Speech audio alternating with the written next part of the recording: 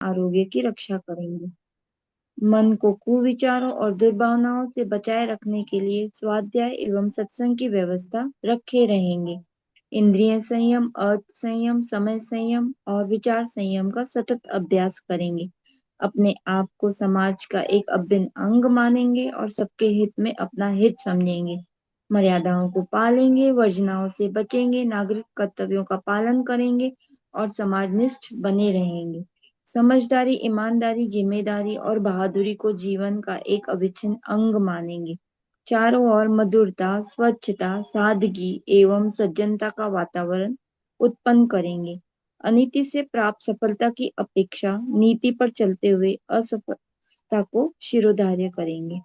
मनुष्य के मूल्यांकन की कसौटी उसकी सफलताओं, योग्यताओं एवं विभूतियों को नहीं, उसके सद्विचारों और सत्कर्मों को मानेंगे।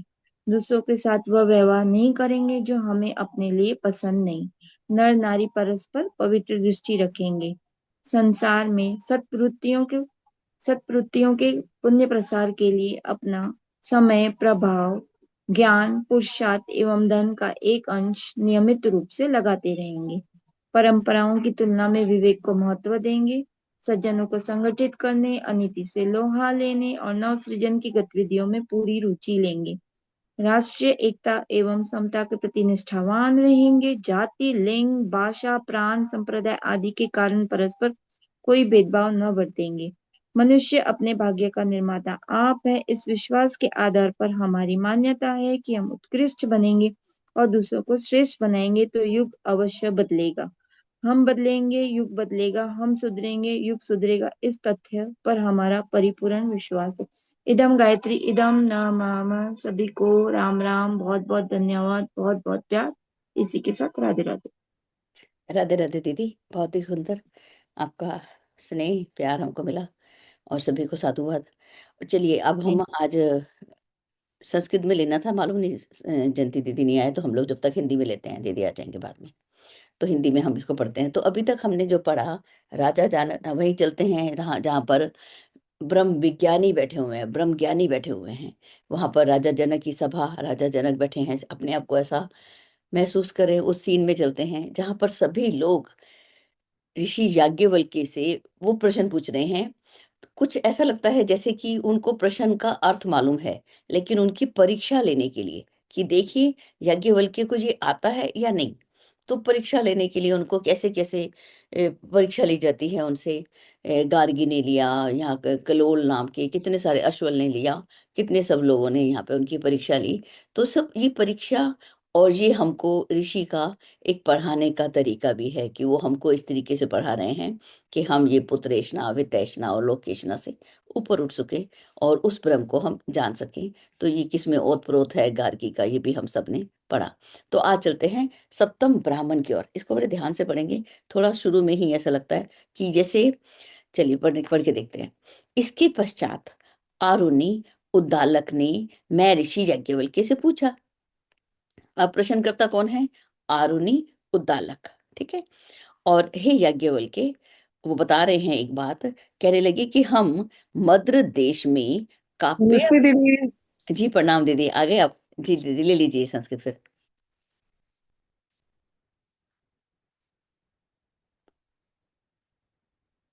जी चलिए, पहले हम हिंदी ले लेते हैं फिर आप लेना, फिर समझ भी आ जाएगा। चलिए, तो वहां पर एक बात कर रहे हैं कि मद्र देश में एक काप्य पतंजल नाम का कोई जगह है जहाँ पे कपि गोत्र होगा, काप्य गोत्र होगा उनके उनके यहाँ पर एक यज्ञ शास्त्र का अध्ययन कर रहे थे। तो किसका अध्ययन कर रहे थे? यज्ञ प्रक्रिया को, उसका शास्त्र का अध्ययन कर रहे थे। उनकी पत्नी एक गंधर्व के द्वारा आवेशित थी। हमने पीछे भी इसी में पढ़ा था कि एक और हमने उसकी दुहिता, उनकी पुत्री जो थी, गंधर्व के द्वारा आवेशित थी। अब ये आवेशित को हम ना इस पर नहीं अटकते हुए, रुकते हुए आगे बढ़ते हैं। हो सकता है गंधर्व विवाह के संदर्भ में बोलते हैं, गंधर्वों के साथ संबंध से बारे में बोलते हैं, मालूम नहीं, लेकिन हम आगे चलते हैं। इस पर उस पत्नी पर आवेशित गंधर्व, यहाँ पे लिखा है ब्रैकेट में, से पूछा कि तुम कौन हो? तो उसने उत्तर दिया, या उसके साथ कोई है तो उससे पूछा गया तुम कौन हो? तो उसने उत्तर दिया, मैं अथर्वा का पुत्र कबंध हूँ। ठीक है। ये जो गंधर्व हैं उनकी बात हो रही है, अथर्वा के पुत्र कबंध। और यहाँ पर कौन कौन है? ऋषि याज्ञवल्क्य और आरुणि उद्दालक, जो गौतम वंश के उद्दालक हैं वो। ठीक है। तब उन्होंने, अब जो अथर्वा पुत्र कबंध है वो देखिए क्या बोलता है। तब उसने काव्य पतंजल और यज्ञ शास्त्र अध्येताओं से प्रश्न किया। अब किसने प्रश्न किया? ये जो कबंध है, ये जो अथर्व का पुत्र है, उसने, कि क्या आप उस सूत्र को जानते हैं जिससे कि लोक, परलोक और समस्त प्राणी गुथे हुए हैं? काव्य पतंजल ने कहा, मुझे वह सूत्र ज्ञात नहीं है। पुनः उसके ये पूछे जाने पर, क्या आप उस सूत्र और अंतर्यामी को जानते हैं जो इस लोक, परलोक और सभी प्राणियों का नियंता है? अब यहाँ पे दो प्रश्न हो गए। एक, सूत्र कौन सा है, और दूसरा अंतर्यामी कौन है? जो अंतर्यामी कौन है? सूत्र जिसमें सब गुथे हुए हैं। अंतर्यामी कौन है? जो सबका नियंता है, लोक का, परलोक का, सब प्राणियों को एक नियमन में रखता है, एक अनुशासन में रखता है। तो इन दोनों को आप जानते हो? तो काव्य पतंजल ने कहा कि मुझे यह भी विदित नहीं है, मैं नहीं जानता, ना सूत्र को जानता हूं, ना अंतर्यामी को जानता हूं। तो उस आवेशित गंधर्व ने फिर से कहा, जो उस सूत्र और अंतर्यामी का ज्ञाता है वह ब्रह्म, लोक, वेद, देवभूतों, आत्मा और सभी का ज्ञाता होता है। उन्होंने क्या बोला कि जो सूत्र को जानता है या अंतर्यामी को जानता है, वो व्यक्ति कैसा हो जाता है? वो ब्रह्म को जानने वाला हो जाता है, सभी लोकों को जानने वाला होता है, सभी वेदों को, देव भूतों को, ये भूत जगत जितना भी हमारे पंच तत्व हैं, जितने भी दिव्य भूत हैं, वो सब, आत्मा और सभी को जानने वाला हो जाता है। तो अर्थात किसको जानना चाहिए? उस सूत्र को और अंतर्यामी को जानना चाहिए। इसके पश्चात गंधर्व ने उन से सूत्र और अंतर्यामी को बताया, तो गंधर्व ने ही बताया इसका उत्तर भी। ठीक है। अब उसे मैं जानता हूं, वो स्वयं अपने आप को बोल रहे हैं, उसे तो मैं जानता हूं। अब याज्ञवल्क्य की परीक्षा के लिए बोलते हैं, हे याज्ञवल्क्य, यदि तुम्हें उस सूत्र और अंतर्यामी का ज्ञान नहीं है और तुम इन ब्रह्मवेताओं की गायों को ले जाते हो, तो तुम्हारा मस्तक गिर जाएगा। अर्थात तुम्हारा मान नहीं रहेगा कि ये व्यक्ति जो सूत्र को नहीं जानता, अंतर्यामी को नहीं जानता और गाय लेके चला गया, तो आपका मस्तक क्या होगा? यहाँ पे अपयश के संदर्भ में आता है ये मस्तक झुकना, इस संदर्भ में कहते हैं ना, सिर झुक गया उसका। ये ऋषि याज्ञवल्क्य ने कहा, हे गौतम, मैं उस अंतर्यामी को निश्चित रूप से जानता हूँ। आरुण ने बोले, ये बात तो कोई भी कह सकता है कि मैं जानता हूँ, कि वो कोई भी व्यक्ति कह सकता है कि मैं उस सूत्र और अंतर्यामी को जानता हूँ, कोई भी व्यक्ति बोल सकता है, लेकिन आप जिस प्रकार जानते हैं उसका वर्णन कर दीजिए। तो बोले ठीक है। याज्ञवल्क्य अब हमें क्या बताते हैं? सूत्र और अंतर्यामी, दो प्रश्नों का उत्तर आता है यहाँ पे।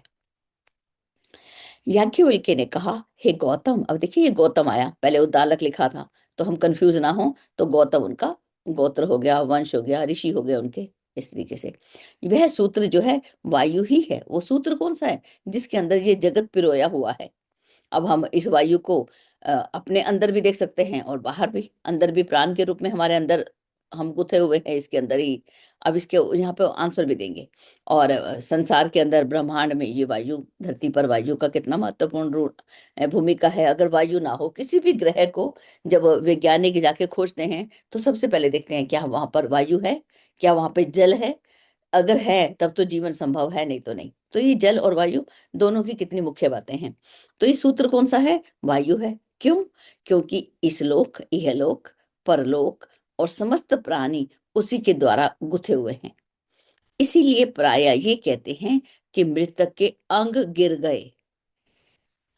जैसे कि हम, कोई व्यक्ति कमजोर हो जाता है तो उसके अंग क्या हो जाते हैं? ढीले पड़ जाते हैं। अब जैसे सिर जो है हमारा खड़ा रहता है, और जैसे ही ये प्राण वायु जाने लगता है तो सिर क्या है? वो ढीला हो जाता है, गिरने लग जाता है, हाथ पैर गिरने लग जाते हैं, हाथ जो है ऐसे पड़ा पड़ा नीचे गिर जाता है, तो हम समझ जाते हैं कि वो व्यक्ति गया, ऐसे देखते हैं ना हम लोग। तो मृतक के अंग गिर गए मतलब ढीला हो गया शरीर। तो क्योंकि हे गौतम, क्यों होते हैं ढीले? उसका कारण बताते हैं, क्योंकि ये सारे अंग जो हैं वायु रूपी सूत्र से ही संग्रथित होते हैं। उद्दालक ने कहा, हाँ ये ठीक है, ये मुझे समझ आ गया कि आप जानते हो। अब हमें अंतर्यामी के विषय में बताइए। तो याज्ञवल्क्य ने देखिए अंतर्यामी के विषय में क्या बताते हैं। याज्ञवल्क्य ने कहा जो पृथ्वी में स्थित और पृथ्वी में संव्याप्त है, संव्याप्त है, कि जो पृथ्वी में स्थित है और पृथ्वी में संव्याप्त है, अर्थात चारों तरफ से उसने उसको हम घेरा हुआ है, संव्याप्त है, हर जगह है। पृथ्वी ही जिसका शरीर है, पर उसे पृथ्वी नहीं जानती, जो पृथ्वी के अंदर विराजमान रहकर उसका नियंत्रण करता है, वह तुम्हारा आत्मा ही अविनाशी और अंतर्यामी है। इस लाइन को अगर हम समझ लेंगे तो अगले सारे श्लोक हमें समझ आ जाएंगे। इसमें मुझे ऐसा लगा, दीदी है हमारे साथ तो मुझे चिंता नहीं है, दीदी अनम्यूट करना थोड़ा सा अपने आप को। यह पृथ्वीयाम तिष्ठन पृथ्वी अंतरो, कि जो पृथ्वी में स्थित है और पृथ्वी में संव्याप्त है, पृथ्वी जिसका शरीर है, लेकिन पृथ्वी इसको नहीं जानती। मतलब कि इसके अंदर मुझे ऐसा लग रहा है जो पृथ्वी में स्थित है, लेकिन जैसे ये शरीर में आत्मा है, लेकिन आत्मा भिन्न है। तो क्या हम इसको भिन्न के रूप में समझेंगे दीदी, ये मेरा प्रश्न है कि एक तो स्थित दीदी, भी। हाँ। जो ये लिखा हुआ है ना कि जो पृथ्वी में स्थित, पृथ्व्याम तिष्ठन, पृथ्वी में स्थित, पृथिव्या अंतरो, और पृथ्वी पूरी तरह से व्याप्त है, ये आत्मा ही के लिए कहा जा रहा है। पृथ्वी पूरी तरह से व्याप्त है और पृथ्वी के अंदर स्थित भी है, और पृथ्वी ही जिसका शरीर है, पर पृथ्वी उसे नहीं जानती। जी। ठीक बस है। यही इसका अर्थ है। पृथ्वी में हाँ। समव्याप्त, समव्याप्त, पूरी तरह से व्याप्त है, बहुत अच्छी तरीके से उसमें पूरी तरह से घुला मिला हुआ है। जी दीदी, धन्यवाद दीदी। जहाँ हाँ। शाब्दिक अर्थ तो यही है। जी दीदी। ठीक है। तो यहाँ पे भिन्न भिन्न का अर्थ कहीं नहीं आया, भिन्नता नहीं आ रही ना हमको कहीं भी। मतलब जैसे हमारे शरीर में आत्मा, अगर हम देखें क्या मैं शरीर हूं, तो कहते हैं नहीं मैं आत्मा हूं, तो भिन्नता दिखाई दे रही है। तो यहाँ पर भी क्या भिन्नता दिखाई दे रही है, मेरा यही प्रश्न था कि वो आत्मा, वो जो परमात्मा है, वो है तो पृथ्वी में, पृथ्वी उसको कवर कर रखी है, उसने अपने में समा रखा है, सब कुछ उसमें है, लेकिन फिर भी उससे एक भिन्नता हमें, मुझे ऐसा लगा, वो दिखती होगी। ऐसे ही सारे सूत्र जो हैं, बिल्कुल ये सारे के सारे सूत्र इसी तरीके से पढ़ाए गए हमें। इसको हमने समझना है। पहले उन्होंने किसकी बात बोली, एक एक भूत, जैसे पृथ्वी तत्व को ले लीजिए, तो इसको अलग अलग रूपों में उन्होंने बताया। पृथ्वी के अंदर पृथ्वी की बात की। दूसरा फिर उन्होंने जल की बात की, जो जल में निवास करने वाला है, वो अंतर्यामी की बात हो रही है। जल उसी में संव्याप्त है, जल की शीतलता के रूप में ईश्वर उसी के अंदर समाया हुआ है, जल की गतिशीलता के रूप में उसी में समाया हुआ है। तो जल जिसका शरीर है, उसका शरीर क्या है, यहाँ पे जल ही उसका शरीर है, जल के भीतर ही वो रहता है, और वह उसका नियमन भी करता है, उसको एक अनुशासन में, नियमन में रखना। किंतु जल उसे नहीं जानता। वही आत्मा कैसी है, अमर्त्य है, अंतर्यामी है। इसमें भी हिंदी में पृथ्वी वाले में भी यही आया था, वह तुम्हारा आत्मा ही अविनाशी और अंतर्यामी है। अब इसी प्रकार से उन्होंने सारे श्लोक बोले। जो अग्नि में निवास करने वाला, अग्नि में संव्याप्त है, अग्नि ही जिसका शरीर है, किंतु अग्नि उसे नहीं जानता। जो अग्नि के अंदर रहकर उसका नियमन करता है, वह तुम्हारा आत्मा ही अंतर्यामी और अविनाशी है। अब देखिए, पृथ्वी हो गई, जल हो गया, अग्नि हो गई। अब देखिए अंतरिक्ष, जो अंतरिक्ष में निवास करने वाला है, उसी में संव्याप्त है। अंतरिक्ष ही जिसका शरीर है, अंतरिक्ष जिसे जानता नहीं है, अंतरिक्ष के अंदर रहकर ही जो उसका नियमन करता है, वह तुम्हारा आत्मा ही अंतर्यामी और अविनाशी है। अब वायु की बात कर दी, जो वायु में निवासित है, उसी में व्याप्त है, पर वायु द्वारा ही अज्ञात है। वायु नहीं जानता, हम ही नहीं जानते हमारे अंदर कोई है। ठीक है। वायु द्वारा ही अज्ञात है, वायु ही जिसका देह है, और जो वायु में रहकर ही उसका नियंत्रण करता है, उसका नियमन करता है, वह तुम्हारा आत्मा ही अंतर्यामी और अविनाशी है। अब ध्युलोक पे ले आए। जो ध्युलोक में निवास करता है, उसी में संव्याप्त है, किंतु ध्युलोक जिसे नहीं जानता, ध्युलोक ही जिसका शरीर है, तथा जो उस ध्युलोक में रहकर ही उसका नियामक है, वह तुम्हारा आत्मा ही अंतर्यामी और अमर्त्य है। अब अगला 9th नंबर, जो आदित्य में निवास करने वाला। अब ध्युलोक के बाद कहाँ लाए, आदित्य में। जो आदित्य में निवास करने वाला है, उसी में संव्याप्त है, आदित्य रूप शरीर वाला है। उसका शरीर भी कैसा हो जाता है, जल में तो जल वाला रूप बन जाता है, वायु में तो वायु उसका रूप बन जाता है, आदित्य में पहुंचा तो आदित्य उसका रूप बन जाता है। किंतु आदित्य उसे नहीं जानता, वह आदित्य के अंदर रहकर ही उसका नियंत्रण करता है, वो क्या सूर्य अपने प्रकाश से प्रकाशित है? तो कठोपनिषद कहता है नहीं, उसके प्रकाश से वो प्रकाशित है। तो उसका क्या हुआ? वो उसका नियमन करने वाला हुआ, उसको अनुशासन में रखने वाला हुआ। सूर्य समय पर उदय होता है, वायु अपने आप बहता रहता है अपनी, उसको कौन नियंत्रण कर रहा है? कोई तो है जिसने उसके ऊपर एक कंट्रोल, ड्राइवर जिसका, जो सबको कंट्रोल कर रहा है। वो कंट्रोल करने वाला जो है वो ही तुम्हारा आत्मा ही अंतर्यामी है और मृत्यु से परे है। ठीक है। अब जो दिशाओं के अंदर, दिशाओं से संबंध किसका है? दिशाओं से हमारे सुनने का संबंध बताते हैं श्रोत्र। ठीक है। जो दिशाओं में रहने वाला है, दिशाओं के अंदर प्रतिष्ठित है, दिशाएं ही जिसकी देह है, उसकी शरीर को ढूंढे दिशाओं में कहाँ है परमात्मा, तो दिशाएं ही उसकी शरीर है, किंतु दिशाएं ही उसे नहीं जानती। दिशाओं के अंदर रहकर ही दिशाओं का नियमन करता है। वह तुम्हारा आत्मा ही अंतर्यामी और अमर है। अब अगला भी, चंद्र और तारे ले लिए, सब जगह देखेंगे इसको। देखिए, चंद्र और तारों में स्थित है, उन्हीं में संव्याप्त है। चंद्र और तारा रूपी देह वाला है। उसकी देह कैसी है? चंद्र उसके शरीर है, तारा उसके शरीर है, किंतु चंद्र और तारागण उसे नहीं जानते। वह उनके अंदर रहकर ही उनका नियंत्रण करता है, उसको सबको कंट्रोल करता है, सबका नियमन करता है। वह तुम्हारा आत्मा ही अंतर्यामी और अमर्त्य है। वो नहीं मरता, आत्मा नहीं मरती, वो अंतर्यामी है, वो सब कुछ जानता है। ठीक है। जो आकाशस्थ है, आकाश में स्थित है, आकाश ही जिसका शरीर है, जो आकाश के अंदर रहकर ही उसका नियंत्रण करता है, किंतु आकाश उसे नहीं जानता। वह तुम्हारा आत्मा ही अंतर्यामी और अमर है। ये हम पंचभूतों किसी भी रूप में हम अपने आप को इसको जोड़ते चले, अपने चक्रों से जोड़े, किसी भी तरीके से जोड़ लें, लेकिन हमने समझना है कि वो ही अंतर्यामी है और वो ही अविनाशी है। तो इस रूप में हम इसको देखते हैं। आगे जो तमस, अब अंधकार में भी तो वो है, हम सत्व में है, रज में है, तो तम में भी वही है। तम रूप देह वाला है, किंतु तम जिसे नहीं जानता, जो तम में रहकर ही उसका नियंत्रण करता है, वह तुम्हारा आत्मा ही अंतर्यामी और अविनाशी है। अब ये तम की बात होगी, अब तेज की बात कर रहे हैं। जो तेज में निवास करने वाला है, तेज रूप शरीर वाला है, किंतु तेज जिसे नहीं जानता, जो तेज में रहकर ही उसका नियंत्रण करता है, वह तुम्हारा आत्मा ही अंतर्यामी और अमर्त्य है। आगे सब भूतों में ले आए।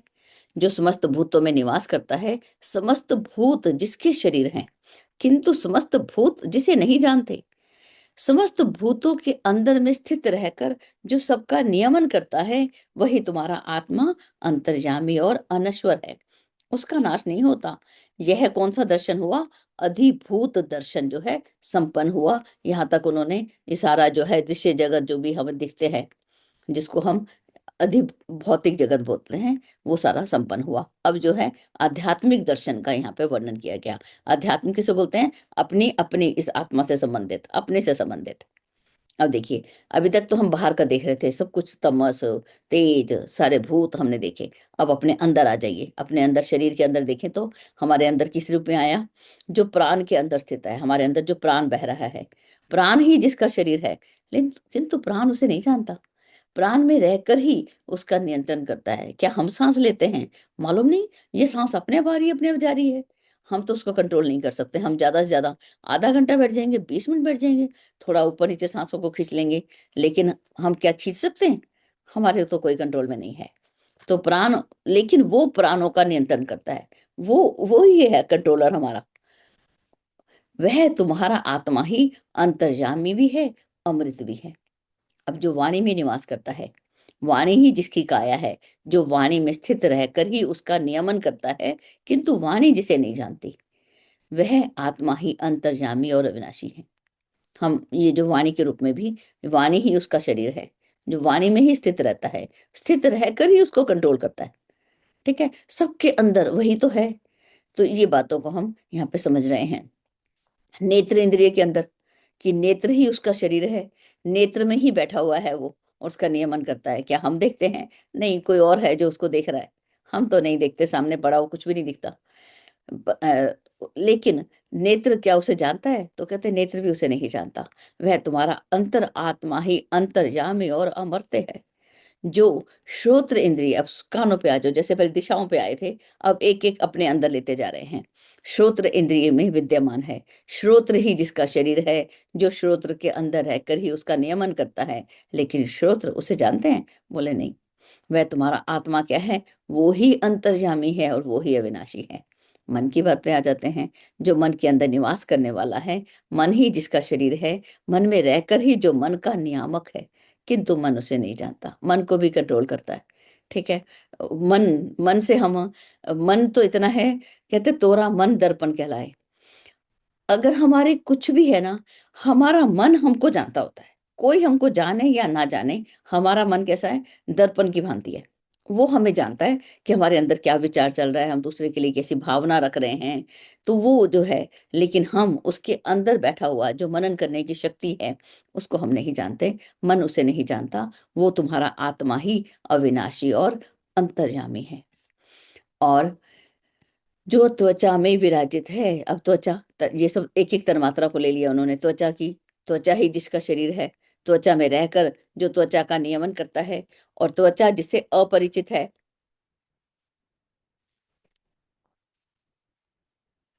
वह तुम्हारा आत्मा ही अविनाशी और अंतर्यामी है।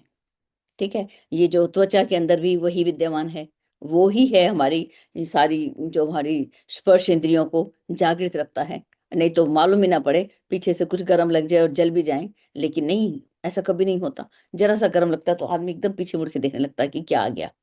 तो ये सब नियमन कौन कर रहा है? क्या हम कर रहे हैं? तो बोलता है नहीं, वो आत्मा जो तुम्हारे अंदर है, जो अविनाशी है, जो कभी नष्ट नहीं होता, जो अंतर्यामी है, जो सब जानता है, जो विज्ञान में निवास करने वाला, विज्ञान ही जिसका शरीर है, जो विज्ञान में रहकर ही उसका नियंत्रण करता है, किंतु विज्ञान उससे अपरिचित है। अब विज्ञान के लिए भी बोलते हैं। अब जो वैज्ञानिक होते हैं, जो डॉक्टर्स होते हैं, वो भी बोल देती है मेरी बेटी, मम्मी मैं तो उसकी किसी व्यक्ति को हम प्रकाश नहीं दे सकते कि हम उसके आंख का ऑपरेशन कर सकते हैं, लेकिन प्रार्थना करती हूँ पहले से ही कि हे ईश्वर, इसकी ज्योति देने वाला तू है, हम तो उसकी रिपेयर कर सकते हैं। तो ज्योति देने वाला कौन है? उस साइंस के अंदर का जो चमत्कार है, वो कौन दे सकता है? वो परमात्मा ही देता है। वो अंतरात्मा, उसी के संबंध में हम जाने। विज्ञान भी उससे अपरिचित है। जहाँ विज्ञान की सोच समाप्त होती है, तो वहां से वो प्रारंभ होता है, ऐसे बोलते हैं ना। वह अंतरात्मा कैसा है? अविनाशी है और अंतर्जामी है। वो इतना बड़ा। अब जो वीरे में निवास करता है, वीरे ही जिसका शरीर है, वीरे में रहकर ही वीरे का नियंत्रण करता है, किंतु वीरे उससे अपरिचित है। हम सोचते हैं कि हमने बीज डाला तो ये बालक बना। वो बीज हम अपना समझ लेते हैं, लेकिन क्या वो हमारा है?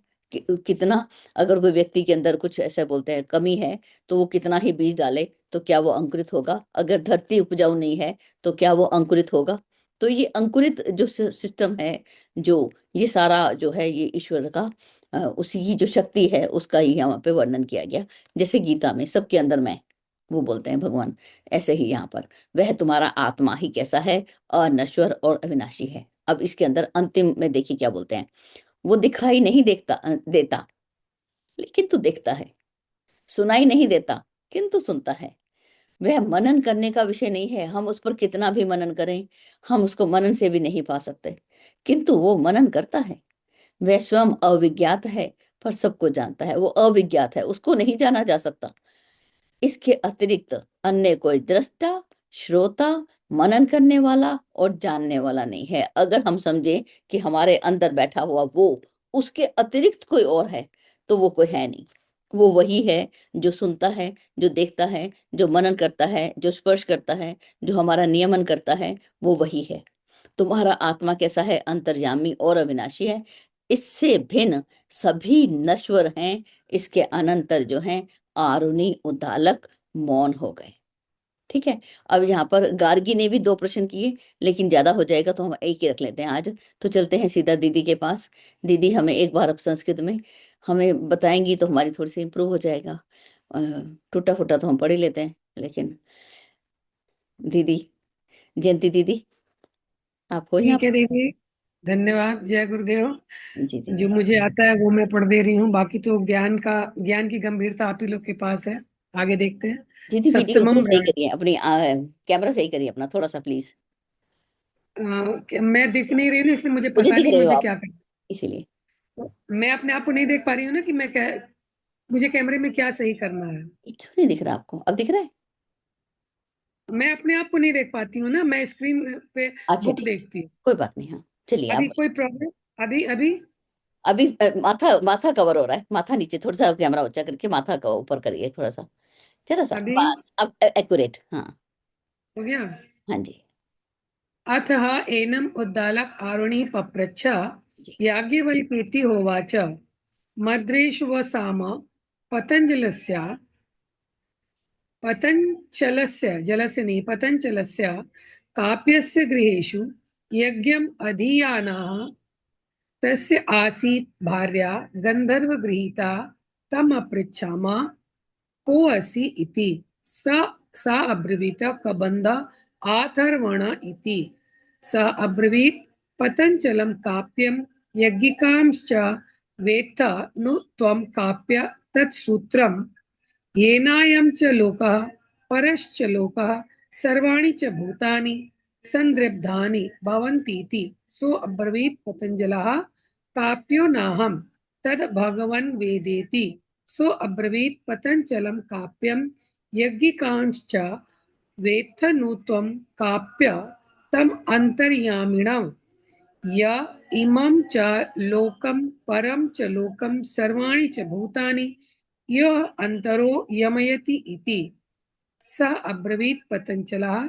काप्यो नाहं तं भगवन् वेदेति स अब्रवीत् पतञ्जलं काप्यं यज्ञिकांश्च यो वै तत् काप्यसूत्रं विद्यात्तं च अन्तर्यामिणम् इति स ब्रह्मवित्स लोकवित्स देववित्स वेदवित्स भूतवित्स आत्मवित्स सर्वविदिति तेभ्यो अब्रवीत् तत् अहं वेद तत् चेत्त्वं याज्ञवल्क्य सूत्रं विद्धां तं च अन्तर्यामिणं ब्रह्म गवीरुदजसे मूर्धा ते विपतिष्यति इति वेदवा अहं गौतम तत् सूत्रं तं च अन्तर्यामिणम् इति यो वा इदं कश्चित् ब्रूयात् देवा वेद इति यथा वेत्थ तथा ब्रूहि इति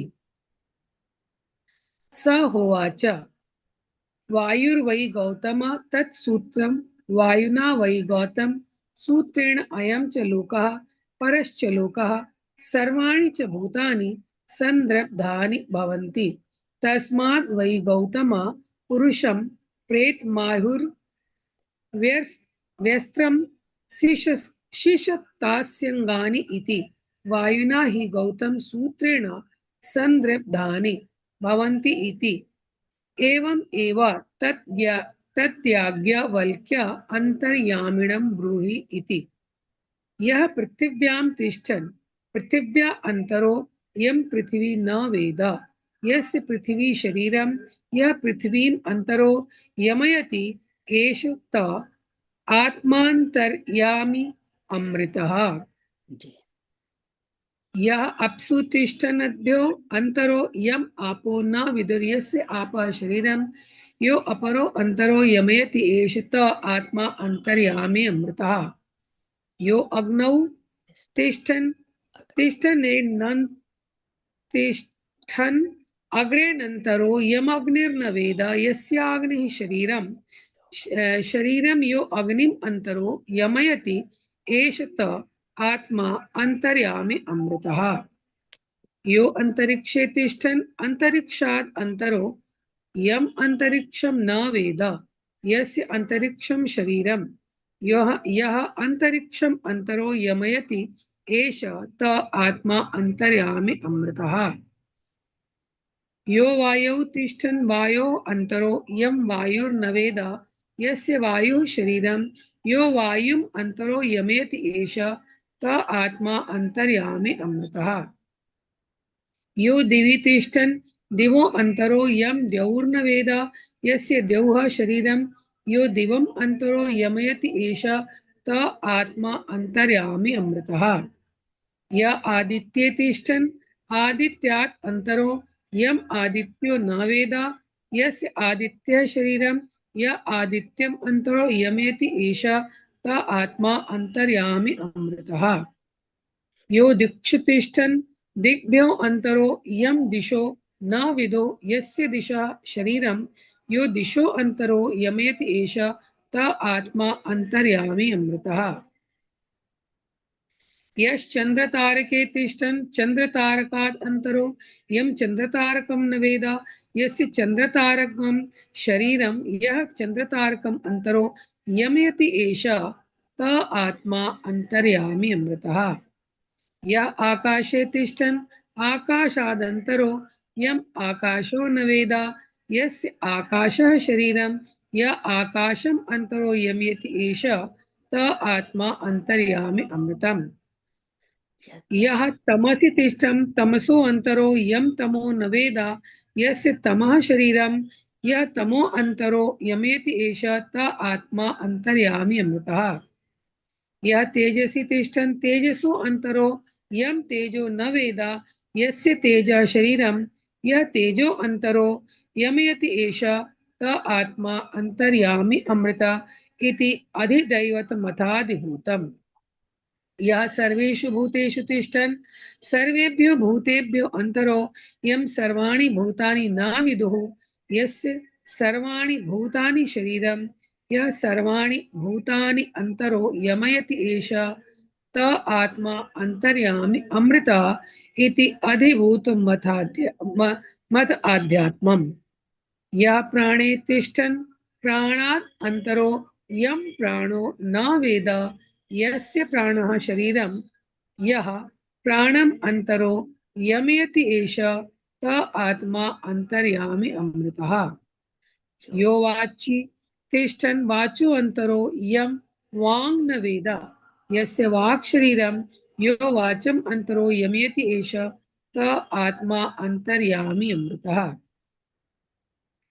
यश्चक्षुषि तिष्ठन् चक्षुषो अन्तरो यं चक्षुर्न वेद यस्य चक्षुः शरीरं यश्चक्षुरन्तरो यमयति एष त आत्मा अंतर्यामी अमृतः। यः श्रोत्रे तिष्ठन् श्रोताद् अन्तरो यं श्रोत्रं न वेद यस्य श्रोत्रं शरीरं यः श्रोत्रम् अन्तरो यमयति एष त आत्मा अंतर्यामी अमृतः। यो मनसि तिष्ठन् मनसो अन्तरो यं मनो न वेद यस्य मनः शरीरं यो मनो अन्तरो यमयति एष त आत्मा अंतर्यामी अमृतः। यः त्वचि तिष्ठन् त्वचो अन्तरो यं त्वं न वेद यस्य त्वक् शरीरं यस्त्वचमन्तरो यमयति एष त आत्मा अंतर्यामी अमृतः। यो विज्ञाने तिष्ठन् विज्ञानात् अन्तरो यं विज्ञानं न वेद यस्य विज्ञानं शरीरं यो विज्ञानम् अन्तरो यमयति एष त आत्मा अंतर्यामी अमृतः। यो रेतसि तिष्ठन् रेतसो अन्तरो यं रेतो न वेद यस्य रेतः शरीरं यो रेतो अन्तरो यमयति एष त आत्मा अंतर्यामी अमृता। अदृष्टो द्रष्टा श्रुता श्रोता मतो मंता विज्ञातो विज्ञाता न अन्यो अतो अस्ति द्रष्टा न अन्यो अतो अस्ति श्रोता न अन्यो अतो अस्ति मंता न अन्यो अस्ति विज्ञाता एष त आत्मा अंतर्यामी अमृता अतो अन्यदार्थं ततो होद्दालक आरुणि रूपर रामा। एक ही बात यहाँ कह रहे हैं कि कण कण में ईश्वर है। जी जी, वो दिखाई नहीं देता लेकिन देखता है, सुनाई नहीं देता सुनता है। लेकिन अगर हम अपने कानों को बंद करके देखें तो अंदर सुनता भी है, अंदर एक ध्वनि चल रही है। कहते हैं जब शरीर छोड़ने लगते हैं ना तो उससे पहले वो ध्वनि भी गायब हो जाती है। तो उसको चेक करने का एक उपनिषद में आता भी है कि उसकी जांच करनी हो कि आज मैं जिंदा रहूंगा या नहीं, तो अपने कानों को रोज सुबह उठ के चेक कर लें कि आज मैं जीवित रहूंगा। वो मन हाँ में दीदी, बस ऐसे शांत भी जगह पे बैठ जाओ तो वो ध्वनि सुनाई देने लगती सुनाई है। देने लगती है, तो वो जैसे अंदर है लगता है तो घंटी कर की रहा है आवाज जो। हो रही है। और दो तरह की ध्वनि सुनाई देती है, पता नहीं वो क्या है। मैं बहुत सोचती हूँ किससे पूछूं। मैं अगर थोड़ी सी भी कार भी अगर सब शीशा बंद करके बैठ बैठ गए ना तो उसमें भी सुनाई देने लगती है। वो क्या है समझ में नहीं आता। वही है दीदी वो। वही है। हमें तो सुनता नहीं, तो आपकी ध्वनि आप ही सुनते हो। तो लेकिन हाँ, वो सबके अंदर है। हम उसको जैसे है, इसी को रियलाइजेशन कहते हैं ना कि क्या आपको जो संत हुए, योगानंद जी हुए, बाबूजी हुए, अनेक संतों के लिए बोला जाता है कि उनको रियलाइजेशन, उन्होंने महसूस किया, उन्होंने उसको सुना, उसको मनन किया, उसको ही देखा, सब तरफ उन्होंने उसका साक्षात्कार करना, जैसे वो जो है वो उसी रूप में है।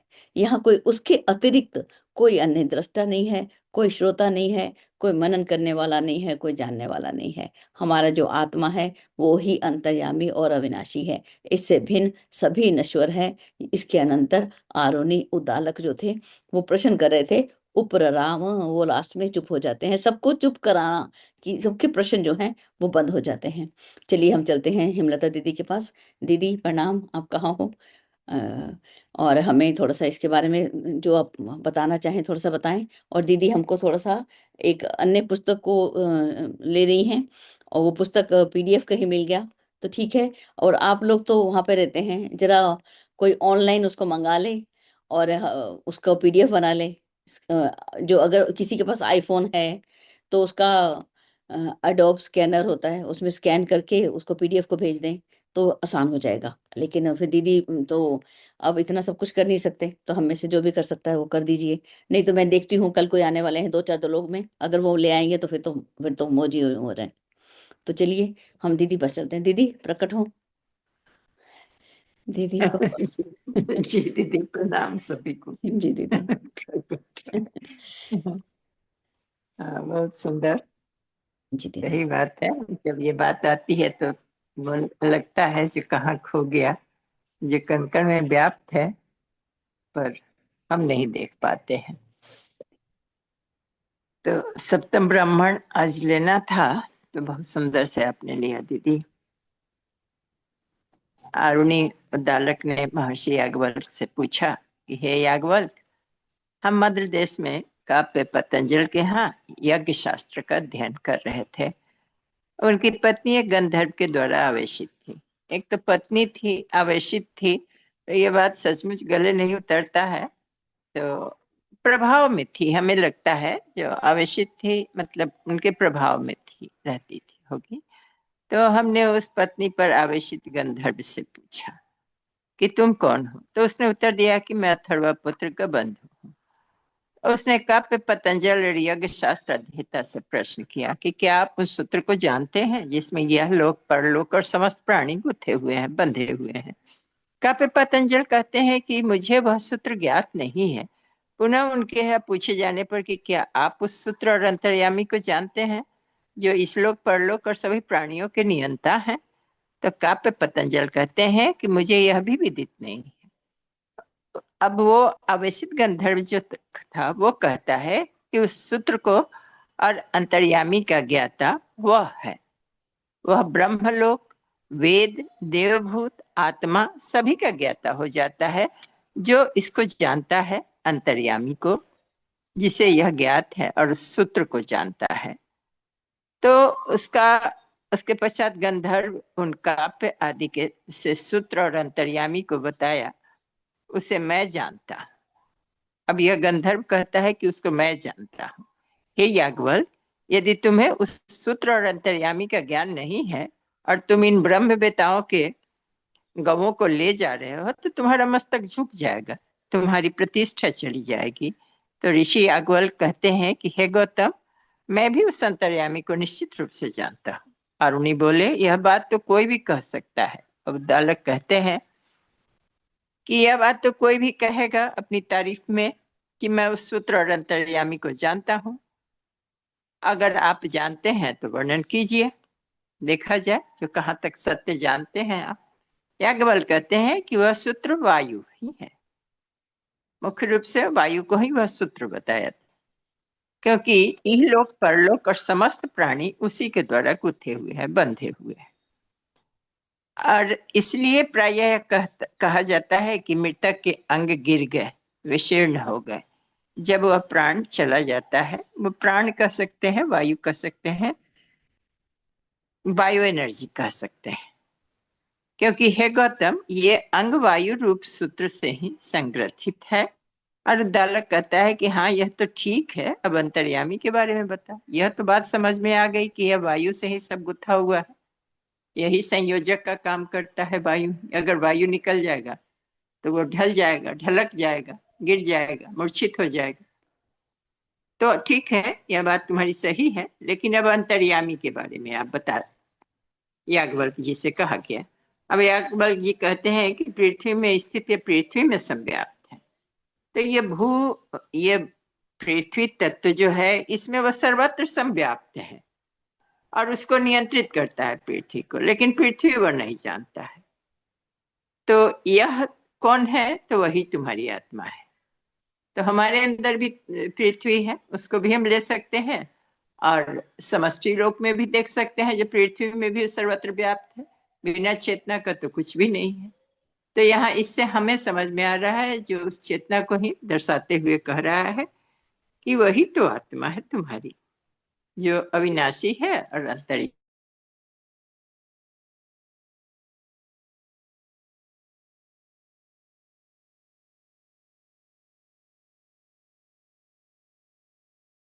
भी हाँ कुछ भी है वह न, वही सत्य है। तो उस तरह से केवल एक वायु को ही नहीं, पृथ्वी को ही नहीं, जल को भी बताया, अग्नि को भी बताया। अग्नि में रहता है, निवास करता है, अग्नि में पूर्ण रूप से संव्याप्त है, उसका शरीर ही अग्नि है, किंतु अग्नि उसे नहीं जानता है। और वही तुम्हारी आत्मा है, वही उसका नियंत्रण करता है, और तुम्हारी आत्मा वही है, और वही अंतर्यामी है, अविनाशी है।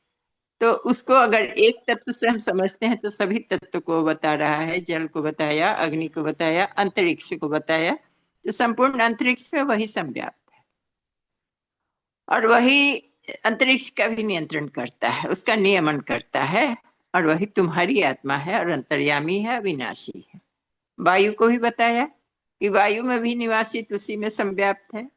वायु द्वारा अज्ञात है, वह वायु उसको नहीं जानता है, उसका देह है। वायु जो है सो उसका देह है, मतलब वो स्ट्रक्चर उसी में, ये सारा वायु का स्ट्रक्चर है, लेकिन वायु उसे नहीं जानता है कि वो कौन उसका नियंत्रण करता है। और वही अंतरात्मा है, वही अंतर्यामी है, और वही अविनाशी है। द्युलोक में भी यही बात कहा जा रहा है, जो संपूर्ण द्युलोक में संव्याप्त है, लेकिन द्युलोक उसको नहीं जानता है। आदित्य में निवास करता है, सूर्य में निवास करता है। आदित्य सूर्य को आदित्य रूप शरीर वाला है, नहीं जानता है। आदित्य के अंदर रहकर भी वह उसका नियंत्रण करता है, लेकिन वह जानता नहीं है। वही तुम्हारी आत्मा है, अंतर्यामी है, मृत्यु से परे है, अविनाशी है। दिशाओं को कहा तो उसमें शून्य, उसमें भी वही संव्याप्त है। शून्य उसे नहीं जानता, उसको यही नियंत्रित करता है। चंद्रमा में भी है, तारे में भी है, वही स्थित है। तमस में स्थित है, अंधेरे में निवास करता है। तमस में है तो तेज में भी हो। कहने का अर्थ है कि दीदी ने कहा कि सचमुच वो कण कण में व्याप्त है। इसे पढ़कर तो इस तरह से उसको हम समझ सकते हैं। तमस में भी वही है, लेकिन तमस का नियंत्रण करता वही है, और वही अंतर्यामी है, वही हमारी आत्मा है, तुम्हारी आत्मा है। तेज में भी वही निवास करता है, तेज रूप शरीर वाला है, किंतु तेज उसे नहीं जानता। वह तेज का नियंत्रण करता है, वही तुम्हारी आत्मा है, अंतर्यामी है, अमर्त्य है, अविनाशी है। फिर भूत में, समस्त भूतों में वही निवास करता है। प्राण के अंदर भी वही स्थित है। प्राण ही जिसका शरीर है, किंतु प्राण जिसे नहीं जानता, प्राण में रहकर ही उसका नियंत्रण करता है। वह तुम्हारी आत्मा ही है, अंतर्यामी और अमृत है। वाणी में भी वही निवास करता है। अभी जो बोल रहे हैं हम वही है, पर हम लोग जानते नहीं है कि वो कौन है। वही नियंत्रण करता है। वही वाणी का जो स्ट्रक्चर है, रूप है, वही इसका रूप है।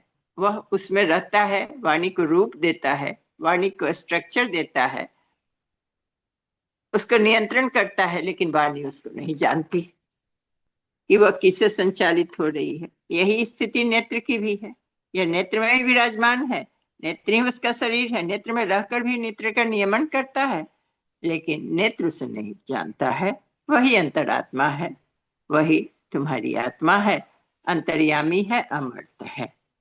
जो श्रोत्रेंद्रिय में भी विद्यमान वही है, कान में भी वही विद्यमान है, मन के अंदर भी जो मनन करने की शक्ति है वही वो है।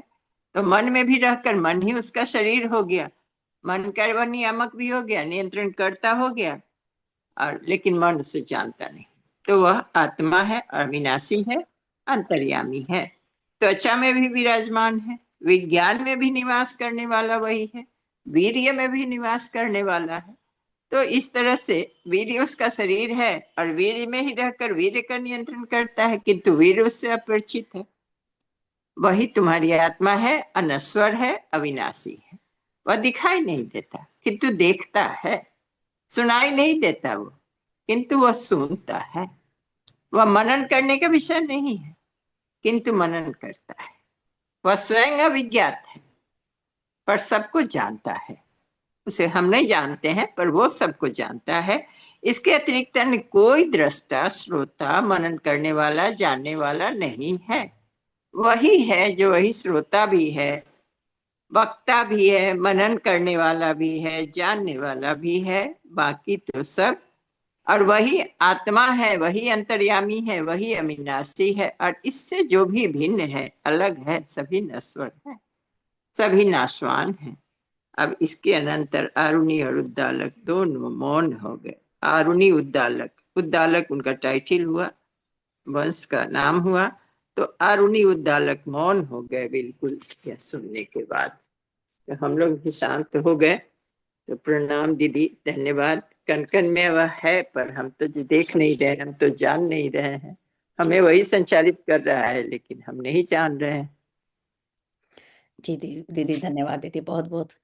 तो हम लोगों को ऐसा नहीं लग रहा क्या कि दीदी रोज ही तो यही पढ़ा रहे हो, केन उपनिषद पढ़ाया तब भी हमारे अंदर कौन है, कठोपनिषद पढ़ाया तब भी वो जो कैसे उसको पालें, कैसे उसको आचार्य वहां पर यमाचार्य पढ़ा रहे हैं। रोज रोज क्यों ये एक ही बात को रोज रोज क्यों बोला जा रहा है? उसके लिए हम चलते हैं थोड़ी देर के लिए ब्रह्म विद्या उपनिषद को, क्योंकि उदाहरण भी अब हमने किसके लेने हैं? उपनिषदों का ही उदाहरण लेकर हमने बातचीत करनी है, उसी की कहानी सुनानी है, उसी से संबंधित ज्ञान को जब हम, क्योंकि ये कक्षा कौन सी है? उपनिषद की कक्षा है। तो उसके अंदर हम चलते हैं थोड़ी देर के लिए। अध्यात्म उपनिषद जो है ब्रह्म विद्या खंड है, उसके कुछ सूत्र जो हैं वो हमें ये बताएंगे हम क्यों पढ़ें, रोज रोज क्यों पढ़ें। हम रोज नहाते हैं, रोज खाते हैं, रोज घर में पोछा लगाना पड़ता है, रोज झाड़ू लगानी पड़ती है, रोज कपड़े धोने पड़ते हैं, बाल भी धोने पड़ते हैं। 4 दिन में तो चिपके चिपके से दिखाई लगने, तेल आ जाता है इसके अंदर, तो अच्छा लगता है, अच्छा नहीं लगता। बाल धो डालो, इसको धो लेते हैं हम लोग, साफ कर लेते हैं, गंदगी आती है। तो इसके लिए बहुत सुंदर एक सूत्र दिया उन्होंने, मैं सिर्फ नोट करना, पुस्तक खोलने मत जाना फिर आप डिस्टर्ब हो जाते हैं। श्लोक नंबर 15 है अध्यात्म उपनिषद का और पेज 19 है, सिर्फ नोट कर लो। चलो ठीक है ना। पहले म्यूट कर दे बहन को, शशि दीदी मेरी को म्यूट करें। एलो हो गया। चलिए, तो इसके अंदर देखिए, तो उसके अंदर आया, कहते हैं जैसे आपने कभी तालाब देखा है, तालाब के अंदर क्या होता है कि उसके ऊपर शैवाल आ जाता है, उस शैवाल को हटाकर ही हम पानी को लेते हैं, और जैसे ही हम छोड़ते हैं ना वो शैवाल वापस आ जाता है। ऐसे ही हमारी बुद्धि है, ऐसे ही हमारा व्यवहार है, ऐसे ही हमारे कर्म है। जब हम उसको नित्य प्रति हम उसकी धुलाई करते हैं अपने अंदर की, तब तो हमें याद रहेगा। अगर हम थोड़ा सा भी प्रमाद कर दें, आलस से कर दें, तो फिर क्या है, वो जो है वापस आ जाता है। कहते हैं माया जो है वापस आकर उसे आवृत कर लेती है। इस लाइन को पढ़ती हूँ। उसी प्रकार बुद्धिमान व्यक्ति भी यदि ब्रह्म निष्ठा से थोड़ा सा हट जाए या दूर हो जाए तो माया उसे आवृत कर लेती है, जैसे कि जल के ऊपर शैवाल वापस आ जाता है। तो ब्रह्म निष्ठा में कभी प्रमाद ना करें। प्रमाद किसको बोलते हैं? आलस्य और प्रमाद को हम अच्छे से समझ लें।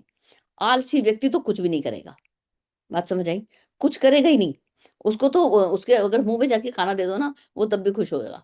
और भी आलसी होगा ना, वो कहेगा चबा भी तू ही दे, बेटा पीस के दे दे, सूप बना दे मुझे। चबाने का काम भी नहीं करना चाहता, वो आलसी है। तो उससे उम्मीद ही नहीं की जा सकती है। लेकिन प्रमाद जो है वो आलसी से भी ज्यादा भयंकर है। आप बोलेंगे ये क्यों? प्रमादी व्यक्ति जो है वो सब कुछ करेगा, वो घर का झाड़ू पोछा करेगा, सफाई करेगा, कपड़े भी धोएगा, सुंदर श्रृंगार भी करेगा, लेकिन स्वाध्याय नहीं करेगा। वो योग को टालेगा। आज योगा की छुट्टी कर लेते हैं, मेरे जैसा भी करता है। मैं अपने आप को बहुत वो सोचूं, मैं तो अपने आप को पहला नालायक बोलती हूँ अपने आप को, कि जहां पर मुझे लगता है कि अगर ये हम लोग इतनी बड़ी बड़ी बात करते हैं, अगर वो लोग अगर ये काम कर सकते हैं, प्रमाद कर सकते हैं, आज सुबह नहीं उठते, आज संडे है, आज मैं सो लेती हूँ एक्स्ट्रा, करते हैं ना दीदी? अगर हम लोग कर सकते हैं क्योंकि हम इस लाइन में अच्छे से घुस चुके हैं, तो सामान्य व्यक्ति की क्या बात है? तो वो तो कितना प्रमादी। तो प्रमाद जो है कभी भी नहीं करना, स्वाध्याय न प्रमाद है। इसको मुझे सही से संस्कृत नहीं आती, लेकिन तैत्तिरीय उपनिषद बताता है कि स्वाध्याय में प्रमाद कभी नहीं करना चाहिए। इसको बार बार पढ़ेंगे तभी जो है शैवाल हटता रहेगा और हम जो है उस ब्रह्म को साक्षात कर सकेंगे। तो जो सभी तरफ केवल ब्रह्म रूप में, सभी को ब्रह्म रूप में देखता है और जिसकी ये सद्भावना दृढ़ हो गई है, उसकी वासना का लय हो जाता है, उसकी वासना विनिष्ट हो जाती है। तो ये जो उपनिषद है ना, इनको पीछे पीछे भी जाकर हमें जरूर देखना चाहिए। ठीक है, जरूर हमें पीछे जो हमने पहले पढ़ चुके हैं उपनिषद, उनको हम जरूर देखें, जरूर देखते रहें साथ साथ। ठीक है, और भी इसके अंदर अकर्ता अहम, अभोक्ता अहम, क्या मैं करता हूँ? लेकिन इसके अंदर एक मेरी, मुझे अच्छे ज्यादा एक दीदी थे, वो बोलते थे जब मैं करता ही नहीं हूँ, फिर जब मैं कोई गलत काम करता हूँ, वो भी तो ईश्वर ने किया। ऐसे ही बोलती थी वो दीदी, हमारे घर के नीचे रहती थी वहां पे फरीदाबाद में।